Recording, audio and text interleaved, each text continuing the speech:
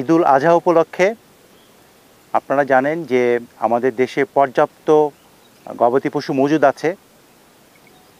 অনেক সময় দেখা যায় যে আমাদের পার্শ্ববর্তী দেশ থেকে অনেক গরু চোরাচালান হওয়ার সম্ভাবনা থাকে। তো এটা প্রতিরোধে আমরা সক্রিয় আছি। রামগড় ব্যাটালিয়ন তার দায়িত্বপূর্ণ এলাকায় কোনোভাবেই কোনো গরু চোরাচালান যাতে না হয় সেটার ব্যাপারে আমরা আপনার কেয়ারফুল আছি। এবং ঈদের পরবর্তীতে আপনার একটা চামড়া পাচারের সম্ভাবনা থাকে, আমরা সেটার ব্যাপারেও সতর্ক থাকব। আমরা কোনোভাবেই আমাদের এখান থেকে কোনো গরুর চামড়া যাতে পাচার না হয় সেটা আমরা সমস্ত বিপিগুলোকে আমরা অ্যালার্ট আছি আমরা এটা যে কোনো মূল্যে আমরা প্রতিরোধ করব।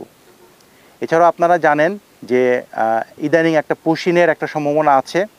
এটার ব্যাপারে আমাদের যে প্রতিপক্ষ যে ব্যাটালিয়নগুলো আছে বিএসএফের, তাদেরকে আমরা বিভিন্ন পর্যায়ে কড়া ভাষায় প্রতিবাদ জানিয়েছি।